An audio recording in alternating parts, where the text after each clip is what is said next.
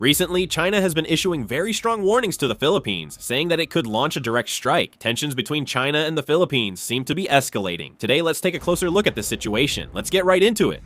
First, let's take a look at what China actually said. On August 2nd, the Liberation Army Daily, the official publication of the Central Military Commission of the Chinese Communist Party, issued a stern warning to forces trying to stir up trouble and unrest in the South China Sea. They stated that when it comes to safeguarding peace and stability in the South China Sea, China has abundant and powerful means of response. At the same time, they included a warning message that any sinister schemes that harm China's sovereignty, security, and development interests will face a resolute response and direct strike. This is how they ended up saying they could launch a direct strike against the Philippines. So why is China making such sensitive remarks? This is clear from the report's timing, which followed China's joint naval and military exercise near Scarborough Shoal in the South China Sea. On August 1st, the Chinese government made Scarborough Shoal a nature reserve and announced regulations for managing it, including these methods. As you may know, it seems that they are gradually creating regulations and strengthening their training with the intention of taking over the entire South China Sea.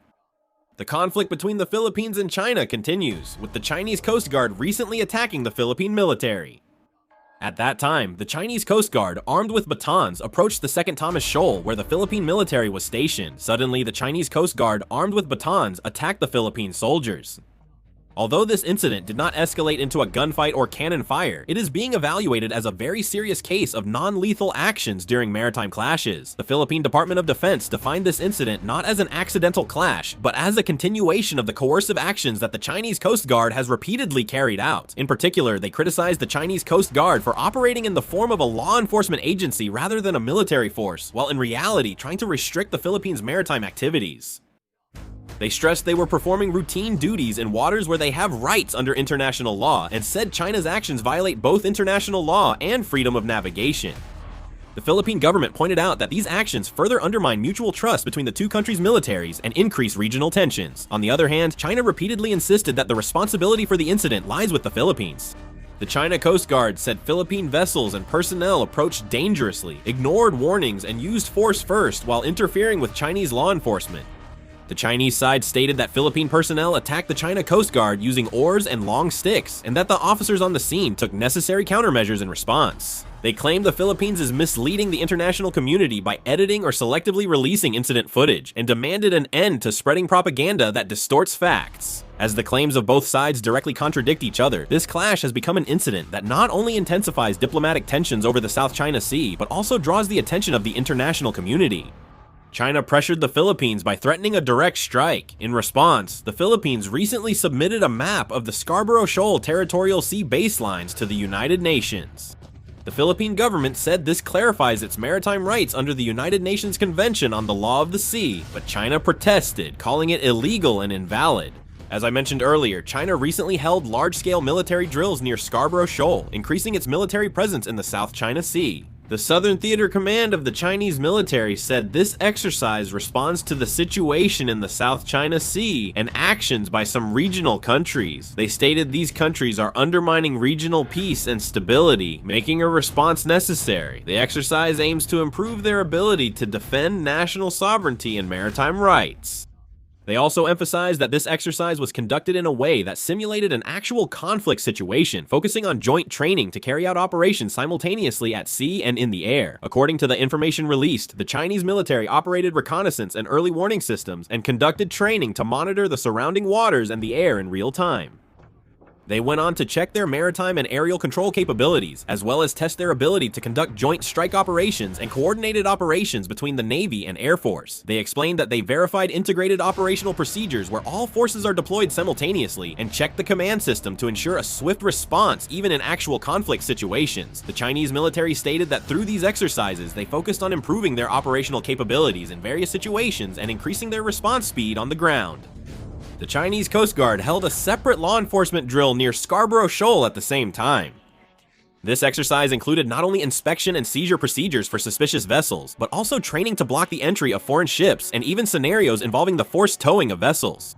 The Chinese Coast Guard explained that these exercises are aimed at strengthening their law enforcement capabilities to protect what they claim as their territorial waters, jurisdiction, and maritime rights and interests. With military drills and Coast Guard exercises taking place at the same time, some are assessing that China may be trying to expand its influence in the South China Sea by simultaneously utilizing both military power and law enforcement capabilities. In addition, the Chinese government strongly objected to the Philippines submitting a map related to the baselines of its territorial waters around Scarborough Shoal to the United Nations. China claimed that this action is an illegal act that cannot be recognized under international law and has no effect. Furthermore, China pressured the Philippines to immediately withdraw the related measures, saying that the Philippines is trying to strengthen its territorial claims in a unilateral manner. As military exercises and diplomatic protests continue simultaneously, tensions between the two countries over Scarborough Shoal are rising on both military and diplomatic fronts. In response, the Philippines is also taking a tough stance. President Marcos of the Philippines made it clear both domestically and internationally in his State of the Nation address that he intends to uphold the 2016 International Arbitration Tribunal's ruling that denies China's claims to the South China Sea. President Marcos of the Philippines said the Arbitration Tribunal's ruling is binding and sets the standard for interpreting and applying the 1982 United Nations Convention on the Law of the Sea. He also said that the Philippine government will take all necessary measures to uphold the ruling on maritime law and will use all peaceful and legal means to counter any domestic or foreign attempts to undermine it. He also referred to China as a conqueror, saying that we will not yield to conquerors. In addition, the Philippines has also conducted exercises in the South China Sea region in cooperation with the United States and Japan. The Philippine government stated that this exercise demonstrates the ongoing partnership among the participants and the Philippines' commitment to freedom of navigation and overflight, and that the Philippines has deterred and restrained illegal, coercive, and aggressive activities in the South China Sea. Naturally, China strongly pressured the Philippines, saying not to involve outside countries. The United States is currently observing the situation and supporting the Philippines. The United States and the Philippines maintain the Mutual Defense Treaty signed in 1951. This treaty provides the basis for both countries to respond jointly if the Philippine military, public vessels, or aircraft are attacked by force in the Pacific region. The US government has repeatedly stated that the Mutual Defense Treaty applies if Philippine public vessels or military forces come under armed attack in the South China Sea. For this reason, when China and the Philippines have a conflict, the United States monitors and adjusts its response. The United States is steadily increasing military ties with the Philippines. Under the Enhanced Defense Cooperation Agreement, the US military can use several Philippine bases on rotation, and both countries regularly hold large joint exercises. The US military maintains a system where troops and equipment are deployed for a certain period and then rotated, and through this, they are establishing a system that allows for a quicker response to emergencies not only in the South China Sea, but also in surrounding areas such as the Taiwan Strait. A key reason is the United States' ongoing freedom of navigation operations in the South China Sea. The United States asserts that all countries have the right to freely navigate international waters under international law and will not accept any country's unilateral control over them. US Navy warships and aircraft routinely conduct freedom of navigation operations in the South China Sea, exercising navigation rights under international law. China has protested, saying these operations violate its sovereignty, but the United States says they're routine military activities under international law. For this reason, if a conflict occurs between China and the Philippines in the South China Sea, it becomes not just an issue between the two countries, but an international security matter involving the interests of the United States as well. Looking ahead, there are several possible scenarios for how the situation in the South China Sea might unfold. First, there is a possibility that physical clashes between the Chinese Coast Guard and Philippine vessels could occur more frequently. So far, the standoff has mostly involved Coast Guard vessels, but if China increases maritime control and the Philippines keeps up supply missions and patrols, the risk of accidental clashes could rise.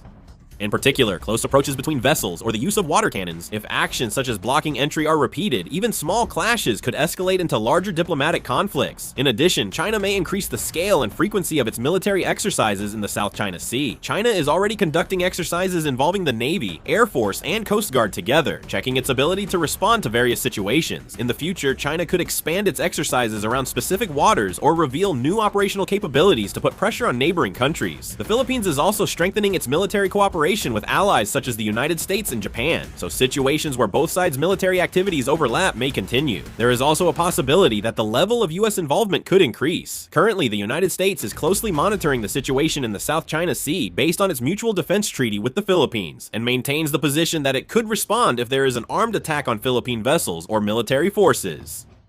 If clashes between China and the Philippines continue to the point where there are casualties, the United States may go beyond diplomatic warnings and strengthen additional military activities, such as selling various weapons to the Philippines or conducting joint exercises. The most concerning issue is the possibility of unintended armed conflict. Currently, both China and the Philippines are asserting their rights and refusing to back down in the area. In this situation, even if neither side intends to attack first, tensions can rise sharply due to ship collisions or during on-site responses, especially in waters where the military, Coast Guard, and civilian vessels are all operating at the same time. Even a small misjudgment could lead to a major crisis.